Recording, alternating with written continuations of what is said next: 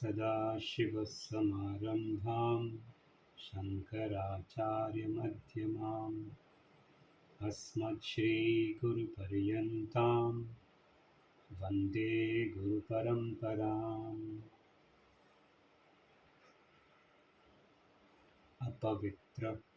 पवित्रो वा सर्वावस्थांगतोऽपि वा यस्मरेत् पुण्डरीकाक्षं सबाह्याभ्यन्तरशुचिः। आवाहनम्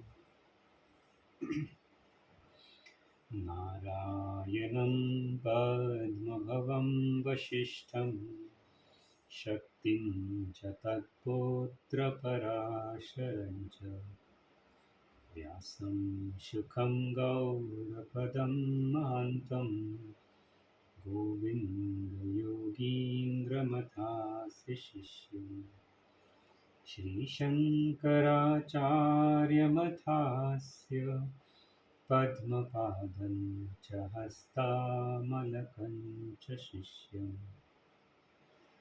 तं त्रोटकं वार्तिककारमन्यान् अस्मद्गुरुं सन्ततमानतोऽस्मि।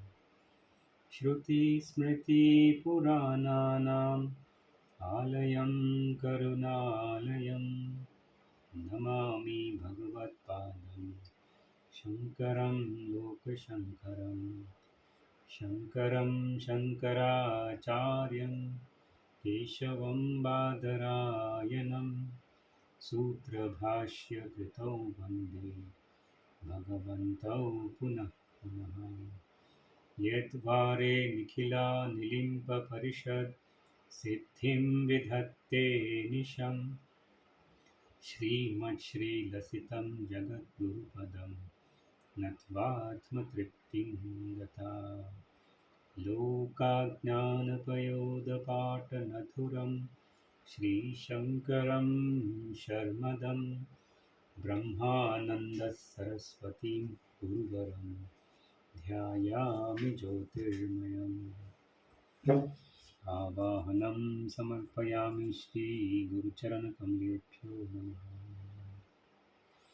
आसनं समर्पयामि श्रीगुरुचरणकमलेभ्यो नमः।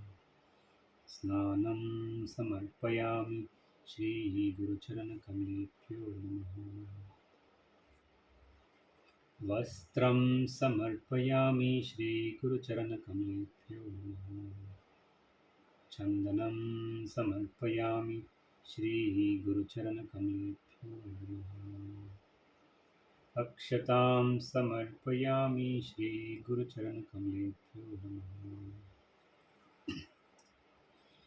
पुष्पं समर्पयामि श्रीगुरुचरणकमलेभ्यो नमः।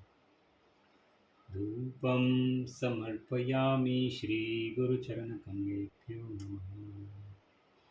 दीपं समर्पयामि श्रीगुरुचरणकमलेभ्यो नमः।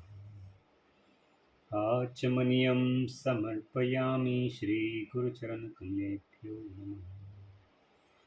नैवेद्यं समर्पयामि श्रीगुरुचरणकमलेभ्यो नमः।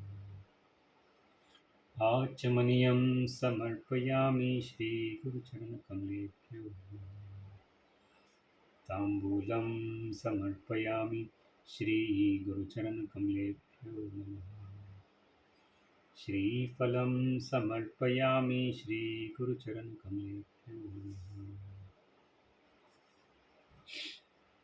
हरार्तिक्यम्।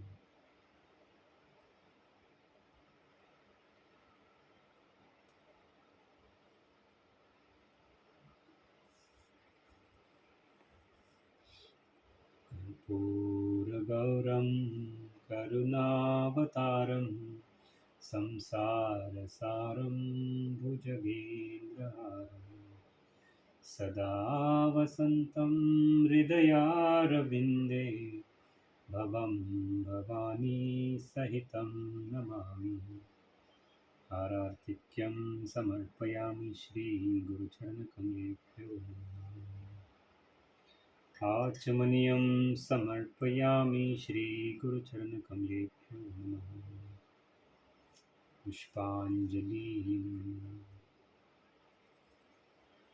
गुरुर्ब्रह्मा गुरुर्विष्णु गुरुर्देवो महेश्वरः, गुरुर्साक्षात् परं ब्रह्म तस्मै श्रीगुरवे नमः। अखण्डमण्डलाकारं व्याप्तं येन चराचरं तत्पदं दर्शितं येन तस्मै श्रीगुरवे नमः।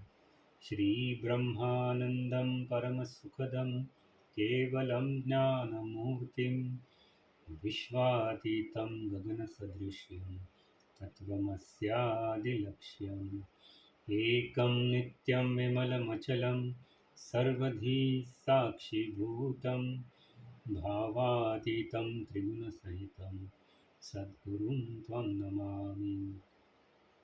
अज्ञानतिमिरान्धस्य ज्ञानाञ्जनशलाखया चक्षुरुन्मीलितं येन तस्मै श्रीगुरवे नमः।